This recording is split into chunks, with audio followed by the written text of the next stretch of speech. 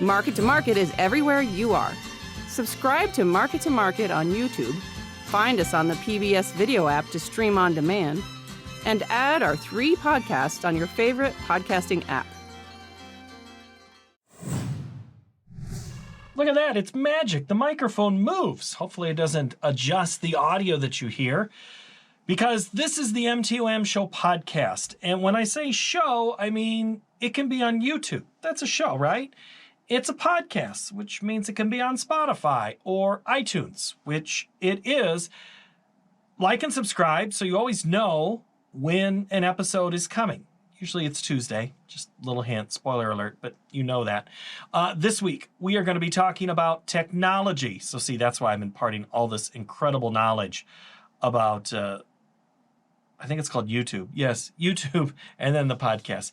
Arthur Erickson is the CEO of Hylio. It's based in Texas. He's the CEO and co-founder.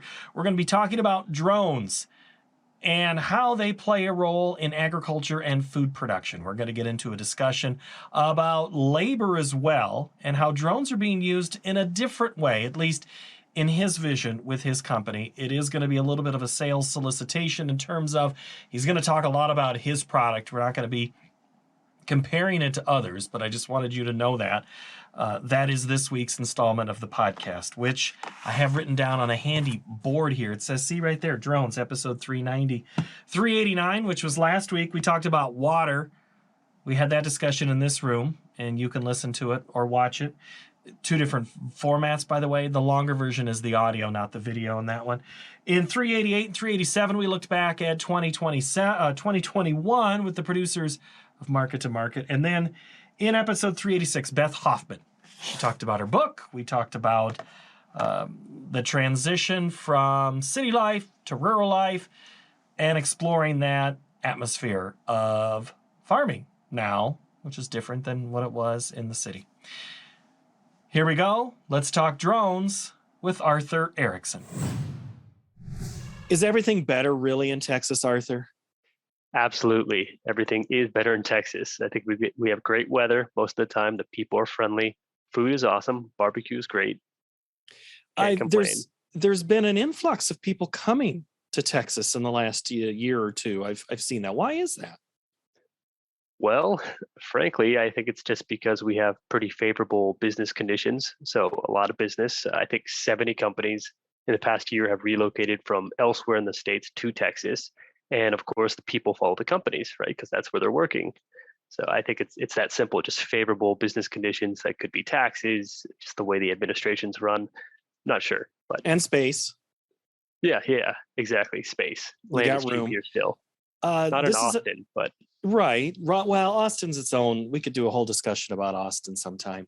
But the thing about technology, a lot of people will always assume something in California. They think of the tech area, but frankly, tech is everywhere. Does your geography have anything to do with your technology background? I mean, there is one big company in Texas, NASA's, I guess organization that we've long thought about with tech. Was that an inspiration to you? A little bit. So I'm Houston born and raised. So of course I have a lot of pride in NASA, and I certainly visited the Johnson Space Center plenty of times. One day I do hope to build drones that go to space. So yes, I'm definitely inspired by NASA. That's true. But that's not the only big organization here. We have Tesla here now. So that's big news, I think. And SpaceX also has rocket operations down in Boca Chica. So technology, you are I believe, an aerospace engineer. Is that, or give me your title or your background? What do you say that you are? I went to the University of Texas at Austin for aerospace engineering, specifically with a specialization in suborbital mechanics, right? So there's the guys that do satellites. That wasn't me. I do like airplanes and drones and things of that nature. Why that? I just felt that it was more interesting and maybe practical for my goals, which I went into drones, so kind of fit. But drones, you're a tiny bit younger than me. Drones weren't around, but I can always think of the vision of everything flying. So has a drone always been something you've thought about, or something flying in the air? Yeah, definitely. It was part of our education, but even before I went to school, so I'm not super young, but I'm 29.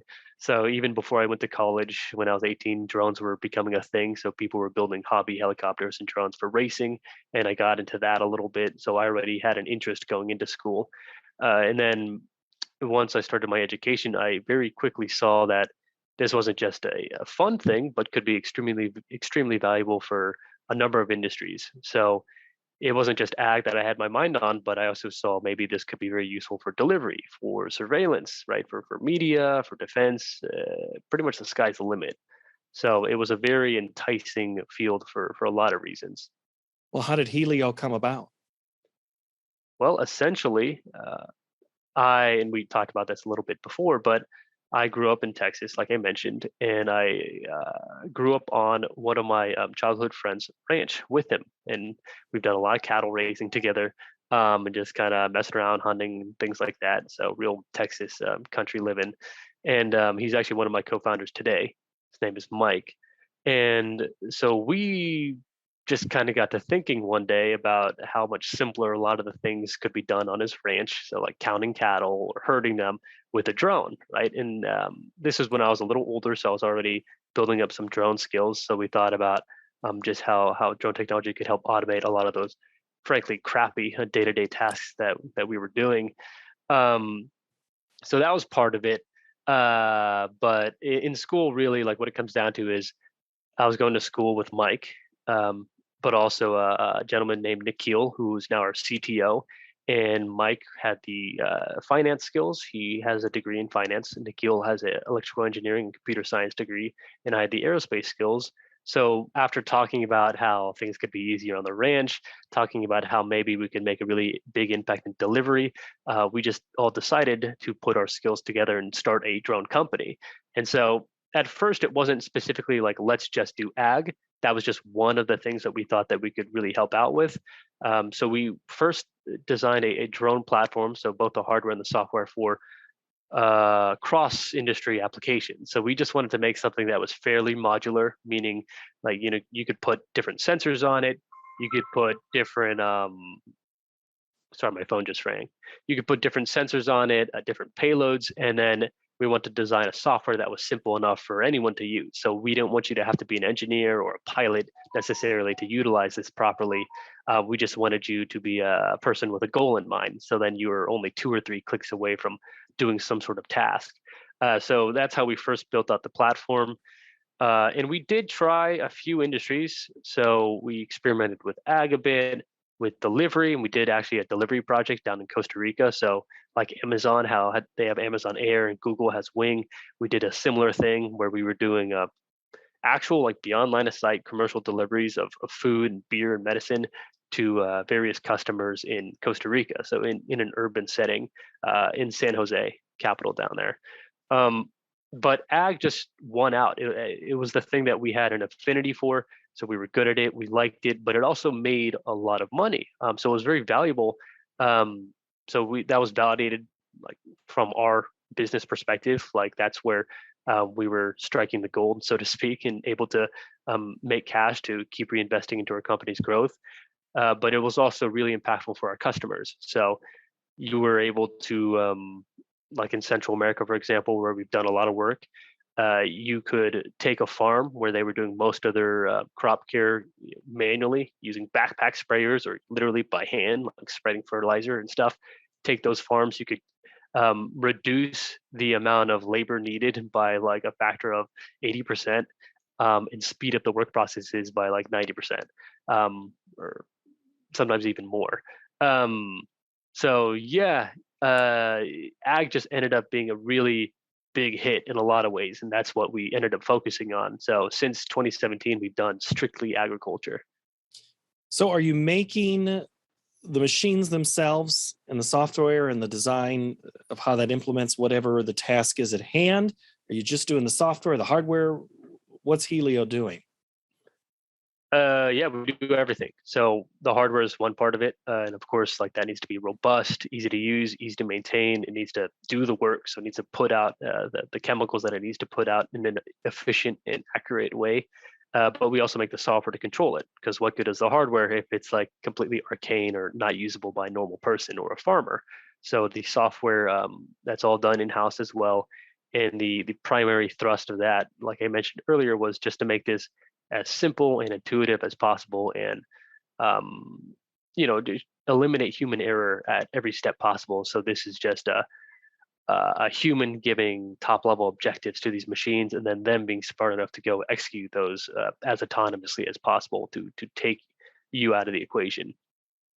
Now, on your website, there's lots of different options. What's the one over your shoulder pictured? What's is there? Yeah, what is there a number to that? Is that the basic one, the most efficient? Tell me what it is. That is the AG122. It's got a 20-liter capacity, which is 5.2 gallons imperial. It's our biggest model right now. So it's definitely the top producer in terms of amount of work that's possible within a given time frame. You could do 30 to 35 acres per hour with that guy. And typically, just for reference, you're spraying close to like a gallon per acre rate, maybe 2 gallons per acre, as low as possible. So you're spraying typically lower dosages, or lower volume amounts than you would with ground sprayers or airplanes. Uh, and so that's how you kind of get away with more bang with less liquid. And it's more of a spot thing, right? Not a broadcast. Like an airplane, if I needed the whole 40 acres, I'm bringing in an airplane. But if I've got trouble spots along the waterway or things that I need to go get rid of some type of weed, this is the device. You'd be surprised. We first went into this business designing these drones thinking that they were going to be primarily for spot spraying, like you mentioned, which is something that they're very good at. And also, we thought people would use them for specialty crops, which is just like berries or citrus fruits on smaller amounts of land, but high impact, right? So like high dollar value per acre. We thought that's where they would be used, but it turns out that most of our customers actually do use the drones for broadcast spraying. So they'll use two, three, or four of them at a time in fleet formation, and they'll just pump out acres. So a single drone, of course, can't do as much as a plane or tractor, but four of them going at once, and if you're working 8 hours the whole day, you can do 500, 600 acres per day. So that's actually the most common use for our drones right now, surprisingly. Mostly people displacing what would have otherwise been helicopter application or airplane, but mostly helicopter in their given area. They're using, like I mentioned, three or four of our drones instead. So Is that something? Is somebody buying three of those at a time? Is that a rent? How does that work? typically buying, we are experimenting with a pay-as-you-go lease model, but that's on a very small pilot basis right now. Mostly, the vast majority of our customers just buy the drones up front, like you would buy a car. And with that, you get our service, warranty. We train you, we help you out with the regulations. So you buy it, you own it, and then you just keep whatever you make. Now, I know with some drones, like the ones that we might use at Iowa PBS to fly for video, or farmers will use, some will have two operators, so one to fly and the other one to take the video or to operate the camera. Is this solo operation, dual operation with someone who's flying down the field and applying the chemical? Yeah. Sorry, you cut out for a second there. Could you repeat that Yeah, last bit? basically, is this a one operator setup or two? Is somebody flying and spraying, or is there a pilot and an applicator? Yeah, it's typically, well, it depends. One person can certainly operate more than one drone. So a person can go out with two or three drones, and their job is basically just like NASA mission control. So they're sitting there with a tablet or a laptop. They're seeing these three drones connected, for example, all working in tandem, like a little beehive, right? They're going out and buzzing around, spraying stuff, and then that operator is also swapping batteries and swapping tanks when the drones come back. So they kind of all work from a central location. They go out, they spray their individual fields, come back in the middle, and then the operators swap the payload, like I said, and charge the batteries. So you can do it by yourself. Sometimes it does help to have multiple people. So one person on the computer, for example, and another person that's actually doing the physical tasks. So the batteries and the payloads. So usually that actually works out pretty well at two people, two operators with three, four, or five drones. All right, what's the price tag of the one up above you? You're top of the line right now. The drone itself is about 30,000, so it's just under 30,000. With all the accessories that you need to run it continuously, you'd be 38, 39,000. Seems like a lot of money for someone who might have just a few acres. Is this one of the, when you're talking about the customers, is this someone with a lot of acres that's trying to spread this cost out over? Generally, yes, but I also should add that most of our customers are businesses themselves. So they're custom applicators that are buying our drones, of course, to use as tools to make money. So they typically already have plenty of clients lined up that do have these right of ways or these waterways, smaller areas, more complicated areas that they otherwise couldn't get serviced. They're willing to pay a premium for someone to come in with a small, lean tool like a drone to go target those areas. So most of our customers are fairly successful making decent money using these drones. So the $38,000 price tag seems pricey up front, but people will typically pay them off within 1 or 2 seasons. And it's less than a tractor or Yeah. an airplane or a helicopter, maybe not rented for just once or twice. But what's the, so camera operated? Can I also take some video or photos if I need to, or need to see what's underneath this drone? Yeah, so you can attach a number of different sensors to this thing. Its primary job for sure is to apply. So I mean, this is like this drone up here specifically, like Mhm. the F-350. It's a big drone. So you probably wouldn't want to use it just to go scout out a few hundred acres with like a tiny 1 pound camera because it's overkill. But you can attach, so there's FPV cameras. You could put RGB cameras in the front, back. You could have a dual view to see what's in front of it, what's behind it, what's underneath it if you wanted to. We have customers that ask us to put on multispectral sensors. So right, this is seeing beyond just RGB light spectrum. This is able to detect heat differences, and through that imagery, you can see where the nutrients are lacking in a field, where you might have some pest pressure, so some fungus or another outbreak of that sort. So you can they're super flexible. You can plug and play a lot of different sensors onto these.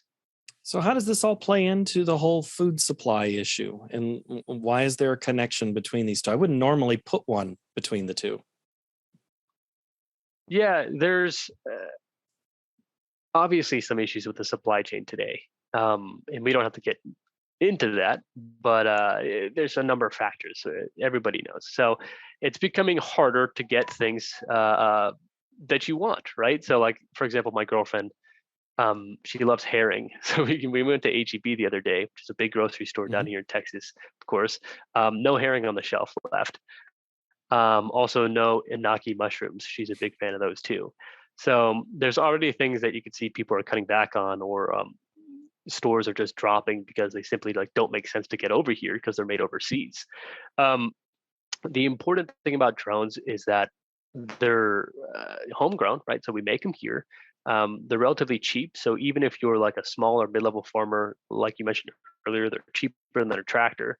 So this is a tool that can really increase your ability to produce. Even if you're not some giant corporate farm, if you don't have millions of dollars, you can pick one of these up and it can make really make a big impact on your production, allowing you to produce more than you otherwise would, with relatively few resources, with a relatively small investment. So the idea is that if we can deploy more of these drones with less resources, we're able to be more efficient. And in these trying times that we're all living in, we could start actually producing more food, um, and just necessities here stateside that we normally would have imported, or we could even focus on crops now for sale within our country instead of just doing monocrop sales to China and things of that nature. So this just gives people more flexibility, like more power to produce on their own with limited resources. That's the connection. And also the ability for the drones to spot spray and to reduce chemical usage is also huge, right? Because a lot of the chemicals and the pesticides we get to bolster our production do come from overseas, and that's getting more expensive and harder to find. So like Roundup is like twice the price right now. And Roundup is controversial for a lot of reasons, but it is a valuable tool when used properly. So a lot of people can't get a hold of that right now. It's doubling in price, might go up even further. So using a drone like we have, instead of using Roundup on your entire field, which you might have otherwise done with an airplane or a helicopter. You can just target 10 or 15% of your field and protect the entire thing. So that's the idea behind that as well.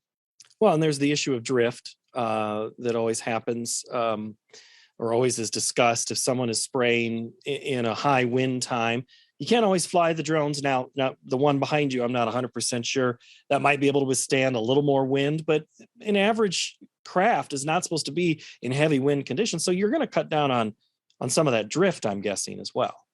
Oh, absolutely. So the trick with the drones is that, and you'll see this with helicopters, the rotor downwash pushes all the product down to the crop. So even in wind conditions like above 10 miles per hour, which would otherwise be pretty windy for like a ground rig, the downwash is still so powerful that you're not really worried about drift. So you might have the spray from the drone displaced by 2 or 3 feet left or right, but it's consistently displaced, and there's not any extraneous product being just floating away, right? Sure, that makes sense. So you're also, it sounds like you're trying to, that most valuable commodity that we're not making more of, and that's time. If I can have more time and maybe cut down on an expense, in one of the articles written or pieces of information about your product, it was talking about more local food and the efficiency, and those two to me are tied together, time and efficiency. Yeah, absolutely. So another important thing or hot topic these days is the fact that farm labor is dropping dramatically, right? People probably just don't want to work on farms, right? Most people my age, especially like the newer generations, they prefer to move to the city, get a job, doing something else, financial services or engineering, whatever it is. So farms are emptying out, and it's really tough to find people to work on them. So again, part of the reason why these drones exist is the automation aspect, which is one person being able to handle 4 or 5 of these and doing the work of 10 men. Just with themselves, the drones, and a computer. So that's definitely a big angle, and yeah, more efficiently, so more time efficiently, like you mentioned. Well, in the Midwest or in the I states where I'm at, vegetables isn't quite the thing, but where you're at, Texas, Arizona, California, vegetables are kind of spaced out. And if I can save 2 to 5 laborers and put them back into picking status or maintenance status or planting status, I'm cutting down on food waste. Am I gathering what you're saying correctly there? Absolutely. Yep. Is this are drones? I mean, earlier you were talking about, I was thinking about Spider-Man almost, how we had all those drones together, putting out an image of some kind, and there's armies of them. Do you see them? There are going to be armies of these drones in fields within 5 years? Oh, I got you the Spider-Man. Yeah. So yeah, they can, I guess, appear a bit villainous on the surface if you have a bunch of them going out there. Yeah, the idea is that one day, and this is what our company is building to, you do want to eliminate the human from the equation pretty much entirely. So right now we talked about it. The human goes out there and he's still commanding the drone. So he's saying, go spray this area, spray this area. They're doing it automatically, but he's giving them those high level directives. And then the operators are also swapping the payload and the batteries. So that swapping the payload and the batteries, that's something that we want to completely automate. So you want to imagine a shipping container, like a big metal container full of 4 or 5 drones that you plop down on your farm. And it's full of not just spray drones, but also scout drones. So you're going to say, here's the boundary of my farm. Then plop this container down. You fill it up with enough water and with enough product for the week. And then you say, here's my boundaries. Fix whatever needs to be fixed. Scout drones come out of this thing automatically, scan your field. They say you got a nutrient deficiency here. You've got a Palmer pigweed outbreak here, northeast end of your field, what have you. And then that scout drone is going to relay that information back to the base station. Spray drones are going to go out and take care of that accordingly, come back, and they're going to do that, throughout this entire week. And then you come back as the operator maybe once a week or maybe even once a month just to refill those product levels and to give it new top level directives. That's the ultimate idea. And yes, in this vision, you would have dozens, if not hundreds of drones on fields depending on their size. Wow. Yeah, there really is. We're back there in that big final scene then over the London Bridge with all of these things. Yeah, exactly. But do you worry about? I mean, farmers are the type that they like to. I mean, yes. Let's face it, GPS, auto steer has made things wonderful in cabs. So we're getting used to this idea of automation, but to not be around when something is being scouted, treated, and cared for, that seems like a huge leap of, oh yeah, it's fine. My drones are working. Yeah, yeah, it's an intense problem. You're absolutely right. Like reaching that true level 5 autonomy is no small task, and that's why it's going to take a lot of smart people working very hard with resources to actually get to that level of trust. And that's, I mean, that's the whole secret, right? That's the $1 trillion product right there. So us and several other companies, of course, are pursuing that goal. So we'll each make our strides, and maybe 10 years from now, the combination of all these companies is going to make what we're describing some sort of Jetsons esque future of farming. We still want our, or what's the, we were promised jetpacks. I know that's a band name, but we all still thought we'd be able to walk and fly anywhere like they did with the jetpack. Do you see the way that the drone is moving forward and finding a place and finding opportunities that there are going to be people who are all in on this, are going to leave others behind, or are there going to be those that push back? How do you talk to that person that's like, that's a little much for me? Um, yeah, in a lot of ways, I think this is, of course, I barely remember when cell phones first started coming around, but I think this is kind of like when cell phones first started. Only like business people, like there's like Michael Douglas in Wall Street with like the Yeah. giant phone. Only like the rich business people would have them, and of course he had a leg up, so he was able to do business faster than other people. So it was definitely an advantage. But the point is, I think the technology will just get to a point where it's so easy to get into that it's not going to be a problem for you to adopt this later. You're just going to be missing out on the first 3 or 4 years of benefits. So no one's going to get left behind, but there's definitely the sooner you get into the drones, the sooner you're going to start reaping the rewards, and you're going to have just like that leg up on people. Hmm. But eventually, this will be ubiquitous. It's going to be cheap enough, accessible enough, and intuitive enough for pretty much anyone to use. Like even old people have cell phones these days. You know, they have smartphones and they know how to use them decently well. So it's going to be like that. Well, I didn't have the Michael Douglas phone. I had a phone, I believe it was 1995 or 96 was my first cell phone. So I do remember when they became much more consumer driven than just the Wall Street types. Is your software on the crop scouting exclusive to your company? Are you able to integrate other companies' crop scouting software that may already exist or works with another company? How do you get those languages to talk to one another?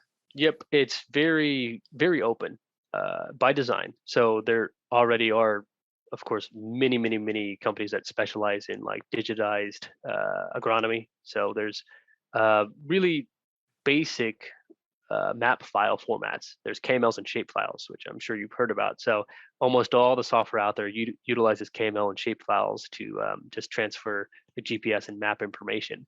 So we can take in any of these industry standard file formats, and you can spray based off that data. So if you have from like my John Deere app, if you have a heat Mhm. map, prescription map, you can export as a KML, import right into our software, which is called AgroSol, and then spray based on that.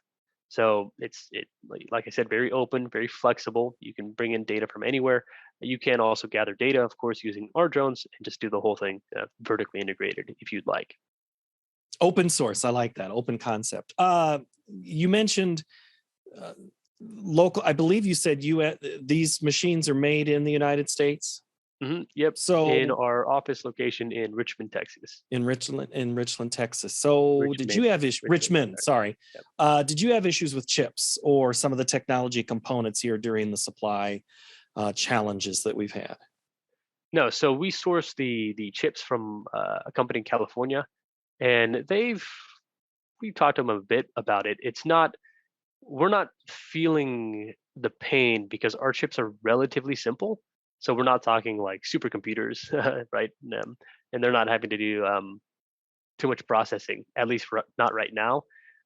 So we haven't really felt the pain yet, but it's an important concern to have.